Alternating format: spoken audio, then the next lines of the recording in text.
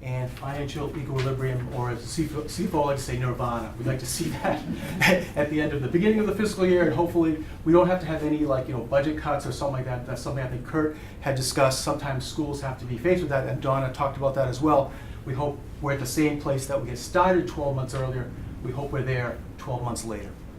This was actually Wentworth for fiscal year 15.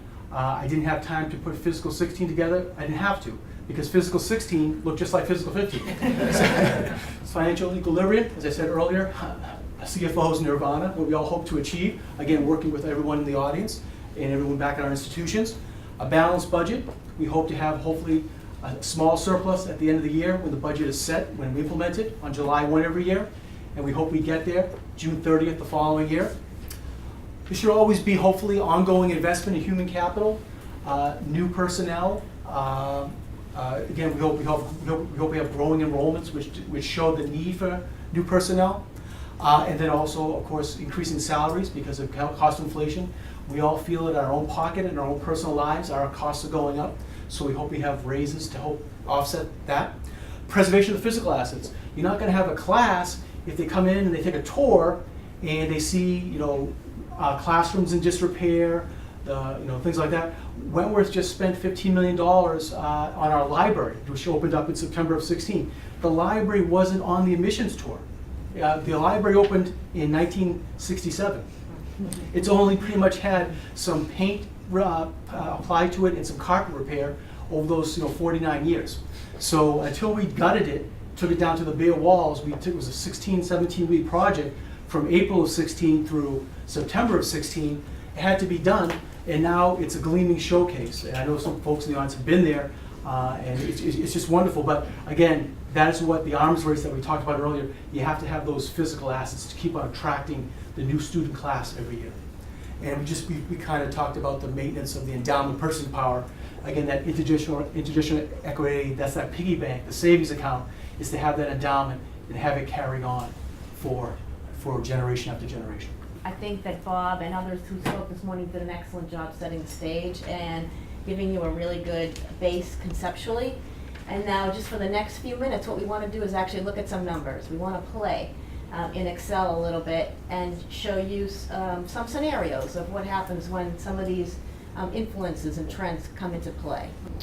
Okay, so what I've called the base case.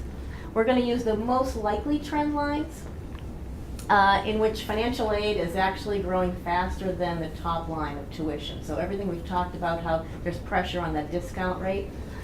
So if you look at the effect of these trends over time, look at the growth rate. This is the growth rate of this total revenue in year 2 compared to year 1. So it's going up about 2.4%, 2.3% a year. But look at our expenses. They're going up almost 3% a year.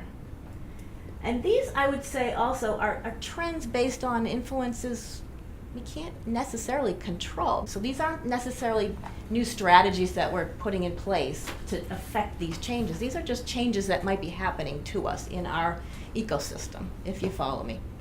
I have one called an optimistic case. What if financial aid grows at the same rate as tuition? So we can actually control that. The endowment earns 3% more than the draw over time. So we're having a really up period in terms of the market.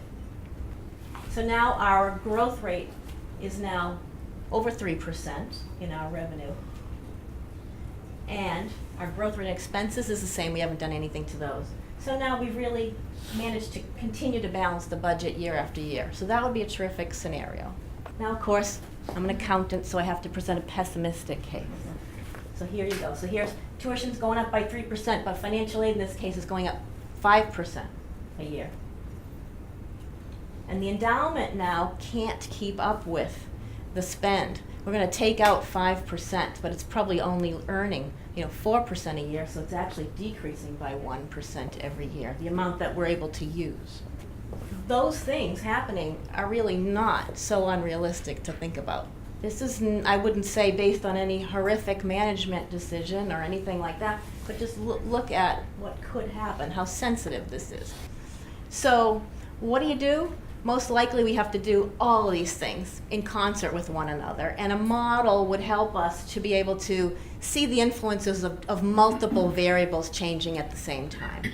And that's really, I think, the crux of the case studies that we're going to look at this afternoon. What are the various different things that you would implement in order to change your budget?